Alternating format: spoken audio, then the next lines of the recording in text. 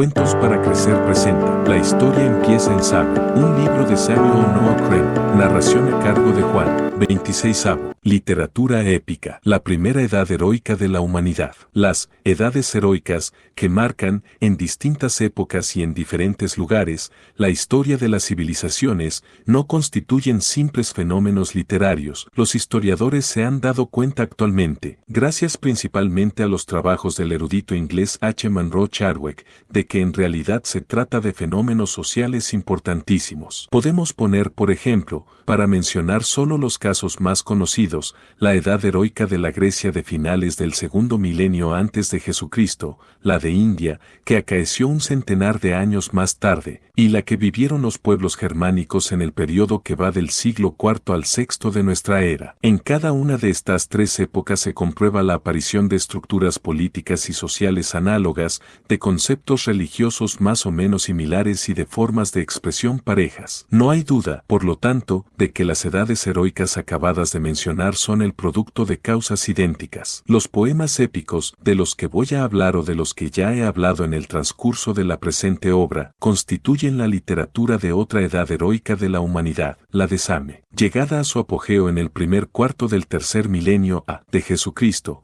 precedió, pues, en más de 1500 años la más antigua de las edades heroicas indoeuropeas, o sea la de Grecia, y, no obstante, presenta con estas edades heroicas, de hace tiempo conocidas, semejanzas muy significativas. Estas últimas, tal como ha demostrado Chadwick a través del estudio de las correspondientes literaturas, son periodos esencialmente bárbaros, sus rasgos comunes saltan a la vista. Políticamente se trata, tanto en uno como en otro caso, de reinos minúsculos, cuyos soberanos han logrado escalar el poder y siguen conservándolo gracias a su bravura en la guerra. Para reinar, cada uno de estos soberanos se apoya en el comitatus o grupo de partidarios suyos armados que le siguen ciegamente en todas sus empresas. Algunos de estos soberanos disponen de una especie de consejo que suelen convocar cuando les da la real gana y que no tiene otro objeto que el de ratificar sus decisiones. Los dueños de estos pequeños reinos mantienen constantes relaciones entre sí, relaciones que, a menudo, son amistosísimas. De este modo tienden a formar una casta aristocrática internacional, como si dijéramos, una casta cuyos miembros tienen ideas propias y se comportan de un modo distinto del modo de comportarse de los sujetos que ellos gobiernan. Desde el punto de vista religioso, las tres edades heroicas indoeuropeas se caracterizan por un mismo culto a divinidades antropomorfas. Estas divinidades viven todas juntas en sendos Olimpos, pero cada una de ellas tiene también su mansión propia. Los cultos ctónicos o animistas no parecen representar más que un papel muy secundario durante estos periodos. Se cree que, después de la muerte, el alma llega a un lugar muy alejado de la tierra, generalmente considerado como la patria universal de las sombras, es decir, no reservado a los habitantes de tal o cual país en particular. En cuanto a los héroes, algunos de ellos pasan por ser de origen divino, pero no son objeto de ningún culto. Todo lo que acabo de decir caracteriza tanto la edad heroica de Same como la de las civilizaciones indoeuropeas. Pero el paralelismo llega aún más lejos y se manifiesta, en particular, en el plan estético, principalmente en la literatura. Cada una de estas edades ha visto aparecer leyendas épicas narrativas en forma poética que tenían que ser recitadas o cantadas. Estas leyendas reflejan el espíritu y la sensibilidad de la época y nos la hacen comprender. Las castas dirigentes buscaban, ante todo, la gloria. Por consiguiente, los bardos y los trovadores de las cortes eran incitados a improvisar poemas narrativos o lais en los que se celebraban las aventuras y las hazañas de reyes y príncipes. Estos lais épicos, que tenían por objetivo principal la distracción de los comensales en las fiestas y en los festines que a cada instante daban los poderosos, eran probablemente recitados con acompañamiento de arpa o lira. Ninguno de estos poemas ha llegado hasta nosotros en su forma original, fueron compuestos en una época en que no existía aún la escritura, o, si ya existía, no era utilizada por los trovadores. Los poemas épicos de las edades heroicas griega, india y germánica fueron redactados por escrito en una época muy posterior. Son verdaderas obras literarias en las que se han insertado unos cuantos de los lays originales, pero no todos, y aun aquellos que han sido incluidos están modificados, de tal modo que, a menudo, se han añadido a ellos nuevos episodios importantes. Lo mismo ocurrió en Same, en donde tenemos buenas razones para suponer que algunos de los lays primitivos no fueron consignados en las tablillas sino al cabo de 5 o 6 siglos del final de la Edad Heroica, no sin antes haber sido considerablemente alterados por parte de sacerdotes y escribas. Conviene hacer notar, además, que las copias de los textos épicos sumerios que han sido conservadas hasta la fecha datan, casi todas, de la primera mitad del segundo milenio antes de Jesucristo. Existen algunos parecidos sorprendentes entre las epopeyas de las tres edades heroicas indoeuropeas que han podido llegar hasta nosotros, tanto en lo que hace referencia al contenido como en la forma. En primer lugar, en todos los poemas de este género se trata principalmente de individuos. Sus autores se han propuesto cantar las hazañas de unos héroes y no de celebrar la gloria de determinados reinos o colectividades. Además, si por una parte es probable que algunas de las aventuras relatadas tengan realmente una base histórica, por otra parte no es menos seguro que sus autores no vacilaban en utilizar temas puramente imaginarios. Exageraban, por ejemplo, las virtudes del héroe, narraban sueños proféticos y hacían intervenir a los dioses en sus narraciones. Desde el punto de vista del estilo, los poemas épicos en cuestión se caracterizaban por un empleo abusivo de epítetos convencionales, de prolijas repeticiones, de fórmulas repetitivas y de descripciones a menudo ociosas, sin contar los discursos, a los que reservan gran espacio. Todas estas características se encuentran tanto en la poesía épica sumeria como en la de los griegos, de los indios o de los germanos. Ahora bien, resulta muy poco verosímil que un género literario tan peculiar como la poesía narrativa, en cuanto al estilo y a la técnica, se hubiera creado y desarrollado aisladamente en épocas distintas en Grecia, en la India y en el norte de Europa, igual que en Same. Siendo la poesía narrativa sumeria la más antigua de las cuatro, existen motivos para creer que la poesía épica nació en Mesopotamia. Ello no quiere decir que no existan diferencias entre las producciones de la literatura épica de Same y la de los griegos, de los indios y de los germanos. Las hay, sin duda alguna. Por ejemplo, los poemas heroicos sumerios se limitan a explicar con mayor o menor prolijidad una historia, un episodio particular considerado en sí mismo. Los sumerios no sintieron nunca la necesidad de acoplar estos relatos en una obra de más vastas proporciones, como, al contrario, lo harían más tarde los poetas babilónicos en su epopeya de Gilgamesh. Ver los capítulos Xiv y 25. Por otra parte, la psicología, en sus poemas, es muy rudimentaria. Los héroes de quienes hablan tienen algo de simplistas y se hallan casi siempre desprovistos de individualidad. Las intrigas y las peripecias están narradas en un estilo convencional y estereotipado. No se encuentra en sus narraciones nada que pueda compararse al movimiento que anima ciertos poemas como la Ilíada y la Odisea. Hay más. Las mujeres, al menos las mortales, que brillan por su ausencia en las obras sumerias, representan un papel importantísimo en las epopeyas indoeuropeas. Finalmente, los poetas de Same lograban sus efectos rítmicos por medio de la repetición y de la introducción en las frases repetidas de algunas variantes. Ignoraban esos versos de longitud uniforme que utilizaron más tarde los autores de las epopeyas griegas, indias o germánicas. Dicho esto, vamos a ver lo que contienen los poemas sumerios. Y, para empezar, ¿cuántos conocemos de estos poemas? 9 han llegado hasta nosotros. Su extensión varía entre un centenar de líneas y algo más de 600. 2 de estos poemas están dedicados a Enmerkar, otros 2 a Lugalbanda. Por otra parte, se trata también abundantemente de Enmerkar en uno de estos 2 últimos y 5 a Gilgamesh. Los nombres de estos 3 héroes figuran en la lista de los reyes de Same, documento histórico cuyo texto, igual que el de los poemas épicos, ha sido descubierto en unas tablillas que datan de la primera mitad del segundo milenio a. de Jesucristo, pero que probablemente había sido redactado durante el último cuarto del tercer milenio. Allí se designa a Enmerkar, Lugalbanda y Gilgamesh como el segundo, el tercero y el quinto de los soberanos, respectivamente, de la primera dinastía de Uruk, la cual, si hemos de creer a los historiadores sumerios, sucedió a la primera dinastía de Kis. Ya he comentado anteriormente una de las leyendas referentes a Enmerkar y 5 de los poemas dedicados a Gilgamesh, capítulos 4, 5, 24 y 25. Quisiera evocar esta vez la segunda leyenda de Enmerkar y las 2 leyendas de Lugalbanda. El lector tendrá así una idea completa de la poesía sumeria que nos ha sido transmitida. Igual que aquella a que hemos hecho referencia en el capítulo 4, la segunda leyenda de Enmerkar relata la sumisión de un señor de Arata. Pero en este segundo poema, Enmerkar no exige desde el principio la sumisión de su rival, sino que es este último quien empieza por desafiar a Enmerkar y, de esta manera, provoca su propio descalabro. A todo lo largo del relato se designa al señor de Arata por su nombre, en su Kusiranna. Por lo tanto, no es seguro que se trate del señor de Arata anónimo de la otra leyenda. Antes de 1952 no se conocían de este texto más que un centenar de líneas del principio y unas 25 líneas de un pasaje del final, pero en el transcurso de unas excavaciones realizadas en Nippur,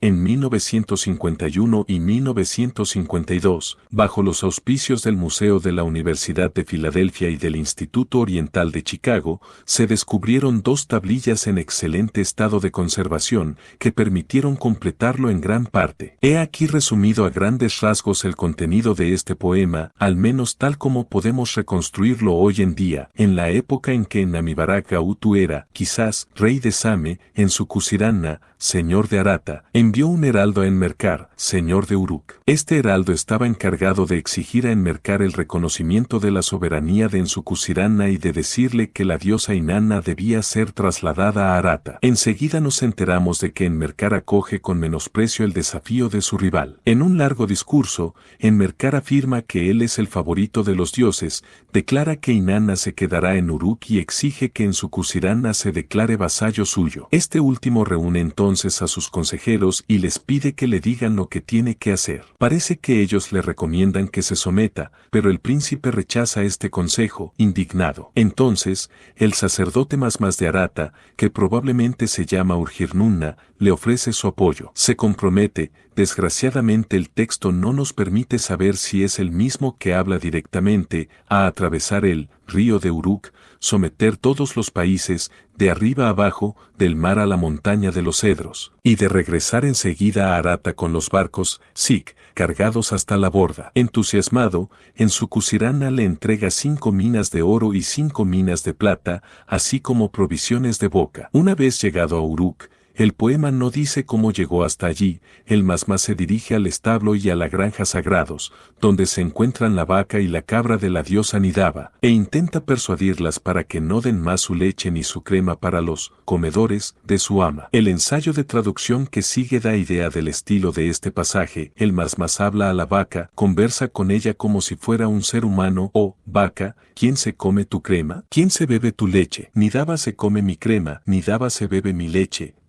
y mi queso. Está colocado como se debe en las grandes salas de comer, las salas de Nidaba. Yo quisiera traer mi crema, del establo sagrado, yo quisiera traer mi leche, del aprisco, la vaca fiel, Nidaba, el hijo preferido de Enlil. Vaca, tu crema de tú, tu leche de tú. La vaca, su crema de su leche de su. Estas 11 líneas se repiten luego para la cabra. La vaca y la cabra escuchan los consejos del Masmas, lo cual provoca la ruina de los establos y de las granjas de Uruk. Los rabadanes se lamentan, mientras que los pastores los abandonan. Entonces intervienen los 2 rabadanes de Nidaba, Masgula y Uredinna, y, tal vez aconsejados por el dios del sol, Utu, las líneas correspondientes del texto son demasiado incompletas para que podamos afirmarlo. Consiguen neutralizar los manejos del Masmas con la ayuda de la madre Sagburu. Ambos echaron el príncipe al río. El Masmas hizo salir del agua el gran pez Ur. La madre Sagburu hizo salir del agua el pez. El pez se apoderó del pez Ur y se lo llevó a la montaña. Por segunda vez echaron el príncipe al río.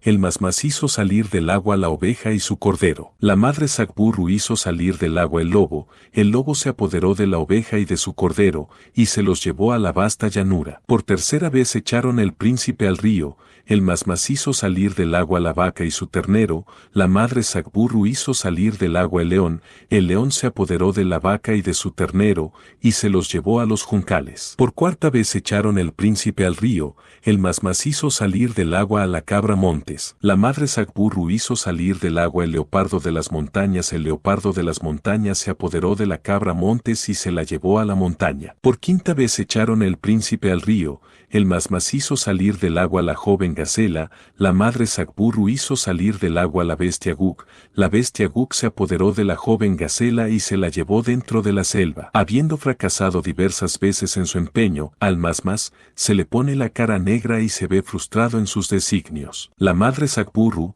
le reprocha sarcásticamente su estúpida conducta, el Masmas le suplica que le permita, al menos, regresar a Arata, donde se compromete a cantar sus alabanzas. Pero Sacburru se hace la sorda y, en lugar de dejarle marchar, lo mata y echa su cadáver al Eufrates. Cuando en su Cusirana se entera de lo que le ha sucedido al Masmas, se apresura a enviar un mensajero a Enmerkar para informarle de que se somete. Oh, tú, bien amado de Inanna, tú solo eres glorificado. Inanna te ha escogido justamente para su sagrado regazo. Desde las tierras bajas hasta las altas tú eres soberano, y yo vengo después de ti. Desde el momento de la concepción no he sido tu igual, tú eres el gran hermano, jamás podré compararme contigo. Y el poema termina con un pasaje redactado a estilo de controversia, ver el capítulo 19, del cual he aquí las últimas líneas, en la disputa entre Enmerkar y Ensukusiranna, después de la victoria de Enmerkar sobre Ensukusiranna, oh, Midaba, gloria a ti. Pasemos ahora a las leyendas del héroe Lugalbanda. La primera, que podría titularse Lugalbanda y Enmerkar, es un poema de más de 400 líneas, de las cuales la mayoría están íntegramente conservadas. Aunque en este texto no hay grandes lagunas, su significado es oscuro en diversos pasajes. El análisis que voy a dar de las partes legibles de este poema es el resultado de las tentativas que he hecho en diversas ocasiones para elucidar su sentido. A pesar de todo, este análisis debe ser considerado como muy hipotético. El héroe Lugalbanda, quien parece residir contra su voluntad en el lejano país de Sabú, desea vivamente volver a su ciudad de Uruk. A tal efecto, se esfuerza por ganarse la amistad del pájaro Indugud, el cual decreta el destino y pronuncia la palabra que nadie puede transgredir. Un día que el pájaro se había ausentado, Lugalbanda se acerca a su nido, da a sus polluelos grasa, y también miel y pan, los maquilla y los cubre de corona su gurra. A su vuelta, el pájaro Indugud se alegra muchísimo al ver lo divinamente tratados que han sido sus pequeñuelos y declara que otorgará su amistad y su favor a aquel que se mostró tan benevolente para con ellos, tanto si es un hombre como si es un dios. Entonces Lugalbanda se adelanta para recibir su recompensa. El pájaro Indugud, en un párrafo donde llena al héroe de elogios y le bendice varias veces, le asegura que puede regresar a Uruk con la cabeza enhiesta. A petición de Lugalbanda, decreta que su viaje será favorable y le da unos cuantos buenos consejos que Lugalbanda no deberá revelar a nadie, ni a sus íntimos siquiera. Después de todo esto, el pájaro se vuelve a su nido, y el héroe va a reunirse con sus amigos, les anuncia que va a partir, y ellos se esfuerzan en disuadirle. El viaje que él quiere hacer, le dicen, es un viaje del que no regresa nadie, ya que para ir del país de Sabú a Uruk hay que atravesar altísimas montañas y cruzar el terrorífico río de Kur. Pero Lugalbanda no se deja amilanar y, a fin de cuentas, su viaje a Uruk termina con pleno éxito. El rey de Uruk, Enmerkar, hijo del dios del sol, Utu, y soberano de Lugalbanda, está en situación desastrosa. Los Martu, unos semitas que durante años habían estado pillando y asolando Same y el país de Akkad, han terminado por sitiar la ciudad. Enmerkar quisiera enviar un mensaje a su hermana Inanna, en Arata, para pedirle socorro. Pero no hay nadie que se atreva a emprender el peligroso viaje de Uruk a Arata. Entonces Lugalbanda va a ver a su rey y, valientemente, se ofrece para ser su mensajero. Enmerkar, que tiene mucho interés en que la empresa quede secreta, le hace jurar que hará el viaje solo. Lugalbanda se apresura a ir a encontrar sus amigos y les informa de su partida inminente. De nuevo intentan disuadirle, pero es en vano. El héroe toma las armas y se pone en marcha, atraviesa las 7 montañas que se extienden de uno a otro extremo del país de Ansan, y llega a Arata. La diosa Inanna le dispensa una calurosa acogida y le pregunta por qué ha venido sin escolta. Lugalbanda le transmite, palabra por palabra, el mensaje de Enmerkar. La respuesta de Inanna, con la que termina el texto, es muy oscura. Según parece, Inanna habla de un río, de los extraños peces que Enmerkar debe pescar en él, de ciertas vasijas para agua que tiene que modelar, de unos artesanos que trabajan tanto el metal como la piedra y que Enmerkar debe atraer a su ciudad. No se comprende muy bien cómo todo esto podrá despejar a los Martu de Same y de Akkad e inducirles a que levanten el sitio de Uruk. La segunda leyenda de Lugalbanda, que provisionalmente podría titularse Lugalbanda y el monte Urrum, debía comprender también más de 400 líneas, pero, como no se ha encontrado ni el principio ni el final del poema, la parte del mismo de que actualmente disponemos solo consta de unas 350, la mitad de las cuales muy bien conservadas. Las lagunas y las oscuridades del texto no permiten dar un resumen completo de él, pero, de todos modos, he aquí lo que debía de ser esquemáticamente el argumento. En el curso de un viaje de Uruk a Arata, Lugalbanda y los hombres que le acompañan llegan al monte Urrum. Allí el héroe cae enfermo. Sus compañeros, convencidos de que va a morir, deciden abandonarle y proseguir sin él su camino, con la idea de recoger su cadáver a la vuelta y llevarlo a Uruk. Sin embargo, dejan al lado del moribundo alimentos suficientes, junto con agua y leche fermentada, así como sus propias armas, después de lo cual, efectivamente, le abandonan a su suerte. En su triste y angustioso estado, Lugalbanda eleva una plegaria al dios del sol, Utu, y le ruega que acuda en su auxilio. Entonces Utu le hace comer el alimento de la vida, le hace beber el brebaje de la vida, y le cura. Lugalbanda, puesto en pie de nuevo, se pone a vagar por la estepa de las altas mesetas, donde se nutre de hierbas y de caza. Un día tiene un sueño, una voz, probablemente la de Utu, le ordena que tome las armas para la caza, mate un toro salvaje y ofrezca su grasa al dios del sol, cuando éste salga por el horizonte. Además, tendrá también que matar un cabrito, cuya sangre verterá en un foso y esparcirá la grasa por la llanura. Lugalbanda se despierta, e inmediatamente se dispone a ejecutar aquello que le ha sido ordenado. Prepara asimismo alimentos y bebida fermentada, a intención de An, Enlil, Enki y Ninursak, las 4 grandes divinidades del panteón sumerio. La última parte del texto conservado, que comprende un centenar de líneas, parece estar dedicada al elogio de las 7 luces celestes que utilizan para iluminar el universo, el dios de la luna, Nanna, el dios del sol, Utu, e Inanna, la diosa del planeta Venus. He aquí, pues, terminado nuestro examen de las obras actualmente conocidas de la literatura épica sumeria, literatura que fue, como ya hemos dicho, la de la edad heroica de Same. Esta precisión es importante, ya que es de aquí de donde vamos a tomar nuestro punto de partida para abordar el famoso problema sumerio. Este problema, que preocupa desde hace docenas de años tanto a arqueólogos como a historiadores, se puede resumir en esta pregunta: ¿fueron los sumerios los primeros habitantes que ocuparon la Baja Mesopotamia? De momento uno se preguntará qué relación puede haber entre este problema y la literatura sumeria. Y, sin embargo, ya veremos cómo la existencia de esta última, enlazada a una edad heroica, resulta un hecho tan revelador que podría traernos sencillamente la solución del problema. Incluso ilumina con nueva luz la historia más antigua de Mesopotamia y de una manera indudablemente más de acuerdo con la verdad que ninguna otra de las hipótesis que se han propuesto hasta la fecha. Vamos a exponer ahora los datos del problema sumerio. Se sabe que las excavaciones que han tenido lugar en el Oriente Medio, sobre todo durante las últimas décadas, han permitido alcanzar en ciertos lugares niveles prehistóricos. Fundándose en criterios arqueológicos apropiados, se han podido distinguir 2 periodos en estos primeros tiempos de la civilización mesopotámica: el de Obeid, cuyos vestigios han sido encontrados en la capa situada inmediatamente por encima del suelo virgen, y el de Uruk, cuyos vestigios recubren los precedentes. El periodo de Uruk se subdivide a su vez en una época alta, o antigua, y otra época baja, o más reciente. Es a esta última una época que se remonta a la fecha en que fueron fabricados los sellos cilíndricos y las primeras tablillas de arcilla. Los signos que figuran en estas tablillas son, en parte, pictográficos, pero, por lo que se puede juzgar según nuestros actuales conocimientos, parece que la lengua correspondiente a estos escritos sea el sumerio. La mayoría de los arqueólogos admiten, en consecuencia,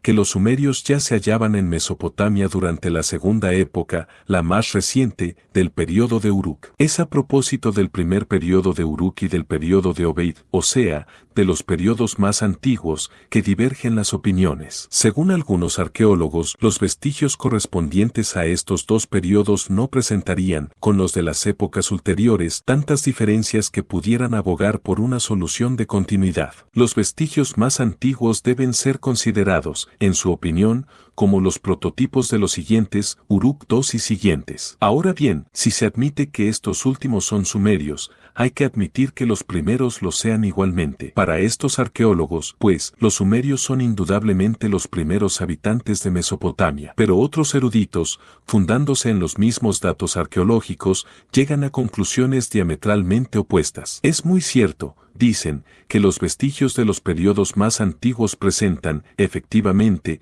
semejanzas con los de los periodos posteriores, sumerios por definición. Sin embargo, difieren no bastante de estos últimos para hacernos suponer la existencia de un importante corte étnico entre la segunda época de Uruk y las precedentes. Estas últimas pertenecerían, según estos arqueólogos, a una civilización presumeria. Dicho en otras palabras, los sumerios no serían los primeros habitantes de la Baja Mesopotamia. En definitiva, lo que se deduce de estas discusiones es que, en lugar de adelantar en la solución del problema, nos hemos metido en un callejón sin salida. Los documentos que las excavaciones revelarán en el futuro no nos permitirán salir de él, porque los eruditos de las dos escuelas que acabo de citar no verán en ellos más que otras tantas pruebas suplementarias en apoyo de sus tesis respectivas. Conviene, por lo tanto, replantear el problema a partir de datos radicalmente distintos, sin recurrir a los vestigios arqueológicos que se prestan necesariamente a interpretaciones diversas. Habida cuenta de lo dicho,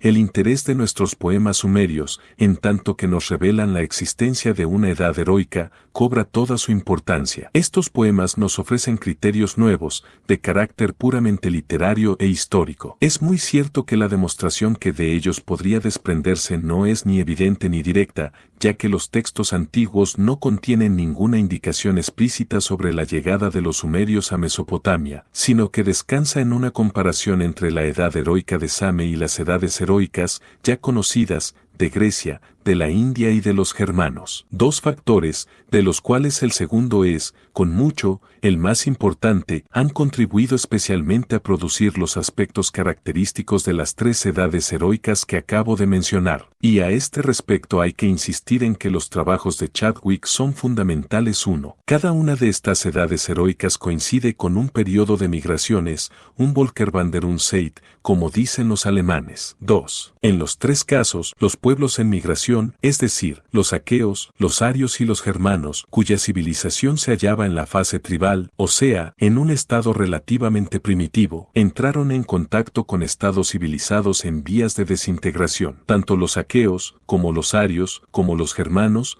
fueron, al principio, utilizados como mercenarios por parte de estos estados moribundos que todavía luchaban por la supervivencia nacional y, a su servicio, los aqueos, los arios y los germanos empezaron a asimilar su cultura y su técnica militar. Más tarde, sus pueblos acabaron por invadir en masa las fronteras de estos estados y, penetrando en el interior, se atribuyeron feudos y hasta reinos, acumulando así riquezas considerables. Fue entonces cuando conocieron esta edad adolescente y todavía bárbara que nosotros denominamos edad heroica. La edad heroica de la que mejor conocemos los antecedentes, la de los germanos, corresponde plenamente a un periodo migratorio. Muchos siglos antes, los pueblos germánicos habían entrado en contacto con el Imperio Romano, cuya civilización sobrepasaba con mucho la de ellos. Pero esta civilización romana se iba debilitando de día en día y los germanos habían quedado sometidos a su influencia. Ahora bien, durante los siglos V y V de nuestra era,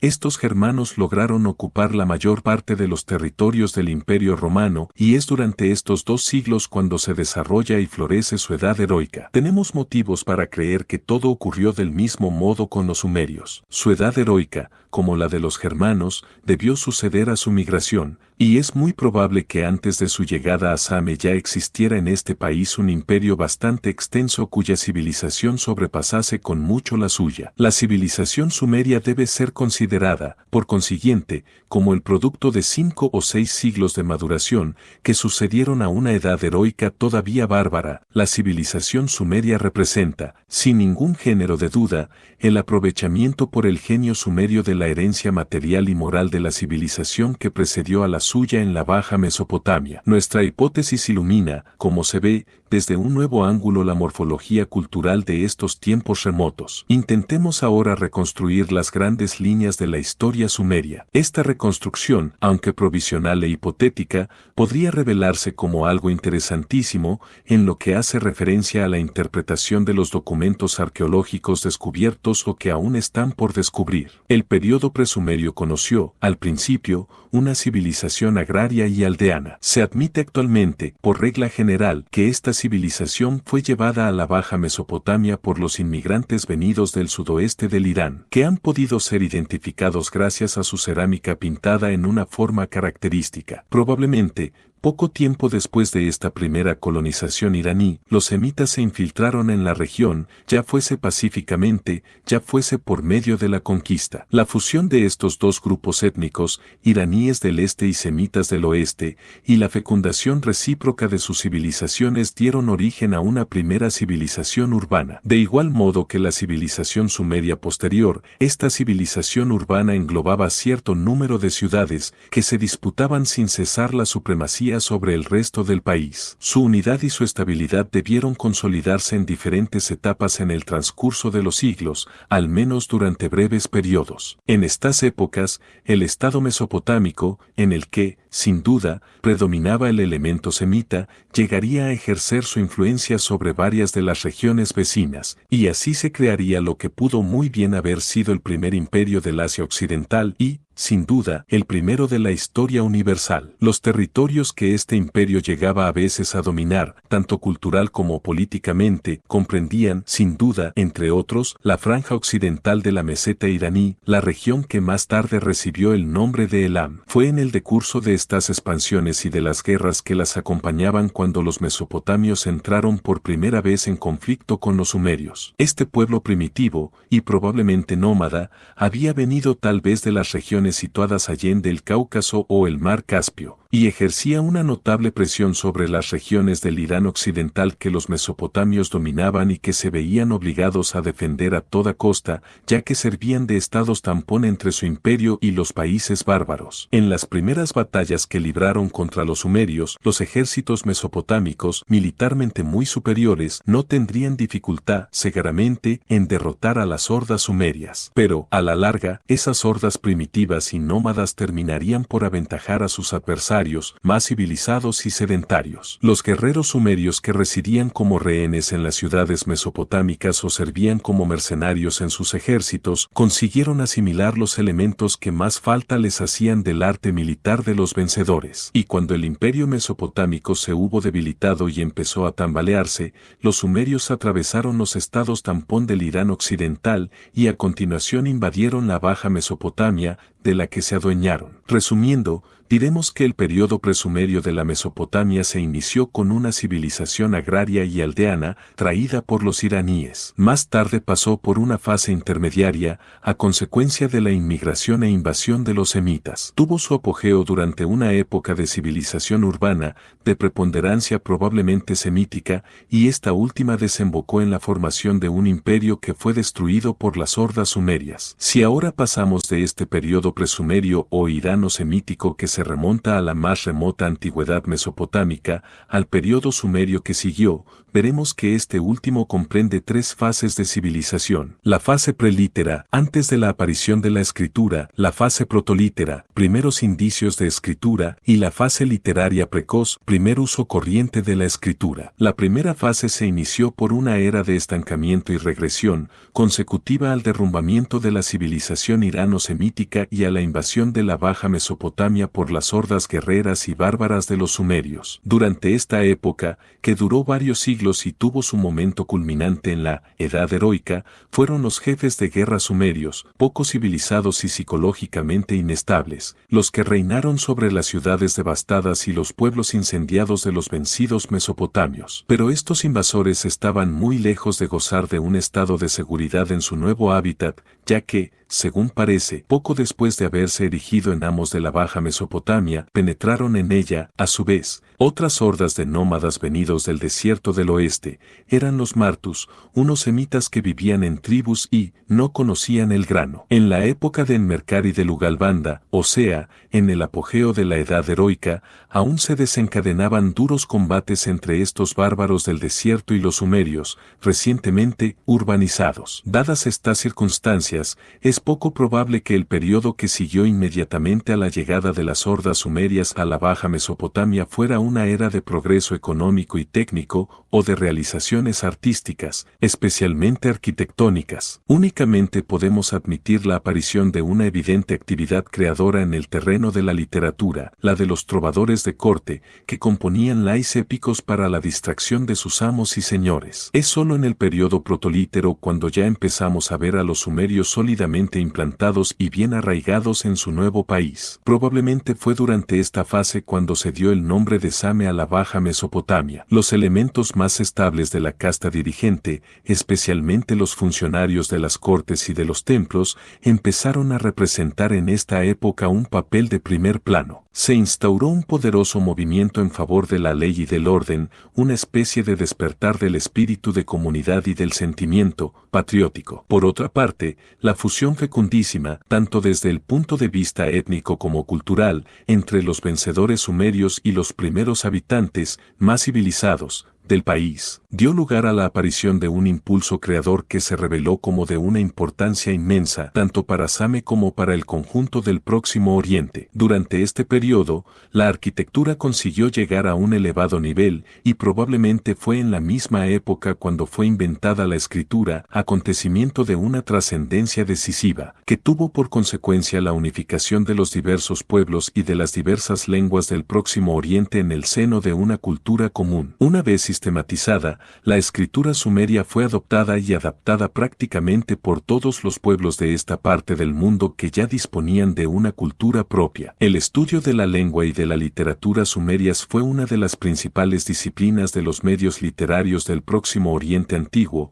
medios muy restringidos pero muy influyentes. Gracias a la levadura de las adquisiciones hechas por los sumerios en los planos intelectual y espiritual, la civilización antigua del Próximo Oriente pudo conocer un espléndido impulso, nuevo y considerable. Conviene no olvidar, de todos modos, que estas adquisiciones eran, en realidad, el producto de las civilizaciones de por lo menos tres grupos étnicos, los protoiraníes, los antiguos semitas y los mismos sumerios. La última fase de la civilización sumeria, la fase literaria precoz, vio cómo proseguía el desarrollo de las adquisiciones materiales y espirituales que databan, en su mayoría, del periodo precedente, más creador, en particular la de la escritura. La escritura pictográfica e ideográfica de este periodo se transformó a la larga en una escritura completamente sistematizada y puramente fonética. Al final de esta fase, podía ser utilizada incluso para la redacción de textos históricos complicados. Probablemente durante esta fase literaria precoz, o acaso ya hacia el final de la fase protolítera, se constituyeron por primera vez poderosas dinastías sumerias. A pesar de las luchas incesantes a que se entregaban las ciudades entre sí para alcanzar la hegemonía sobre el conjunto de Same, algunas de ellas lograron, claro que por muy breves periodos, modos, extender las fronteras del Estado mucho más allá de la Baja Mesopotamia. Así se formó lo que podríamos llamar Segundo Imperio de la historia del Próximo Oriente, imperio en el que, esta vez, los sumerios representaban un papel predominante. Luego, igual que el imperio semítico que probablemente los había precedido, terminó por debilitarse y se desintegró. Los semitas acadios, que nunca habían dejado de infiltrarse en el país, fueron haciéndose progresivamente más poderosos hasta el momento en que el periodo sumerio propiamente dicho se acabó con el reinado de Sargón el Grande, del que puede decirse que marca el comienzo de la época sumerio-acadia. Añadamos, como conclusión, que podría ser interesante intentar poner fechas, con tanta precisión como fuera posible, a los diversos estadios de la civilización de la Baja Mesopotamia, tal como nosotros acabamos de reconstruirlos. Esta tentativa parece ser tanto más urgente cuanto que, desde hace muchos años, se insinúa de nuevo una tendencia a utilizar una cronología alta, enseguida veremos en qué sentido, lo que constituye un defecto de los arqueólogos, perfectamente comprensible. Desde luego, partamos del célebre Hammurabi, personaje central de la historia y de la cronología mesopotámicas. Hace unas cuantas decenas de años, se hacía remontar el comienzo de su reinado al siglo XX a. de Jesucristo. Actualmente se admite, en general, que no llegó al poder sino bastante más tarde, es decir, hacia el año 1750 antes de nuestra era, y, en realidad, podría muy bien ser que ello hubiera ocurrido varias décadas más tarde. No hace mucho tiempo se creía que entre el comienzo del reinado de Hammurabi y el anterior del rey Sargón el Grande de Akkad, que es otro de los soberanos mesopotámicos que ostentan un carácter central, desde el punto de vista heroico, habían transcurrido unos 7 siglos, pero hoy día se sabe que solo son 5 siglos y medio los que separan el comienzo de estos dos reinados. Por lo tanto, el de Sargón tuvo que iniciarse hacia el año 2300 a. de Jesucristo. Si suponemos, fundándonos, por ejemplo, en el tiempo que duró la fase de desarrollo de la escritura cuneiforme, que el periodo literario precoz de la época sumeria comprende unos 4 siglos. Esta tendría que haberse iniciado hacia el año 2700 antes de nuestra era. El periodo protolítero que lo precedió no duró probablemente más que 2 siglos. Por consiguiente, la edad heroica a la que este último sucedió puede fecharse hacia el primer siglo del tercer milenio a. de Jesucristo. En cuanto a la llegada de los primitivos conquistadores sumerios a la Baja Mesopotamia, hubo de tener lugar durante el último cuarto del cuarto milenio antes de nuestra era. Si se admite que la civilización irano-semítica con que se encontraron había durado 5 o 6 siglos, es evidente que la primera colonización de la Baja Mesopotamia hubo de producirse, en tal caso, durante el primer cuarto del cuarto milenio antes de nuestra era.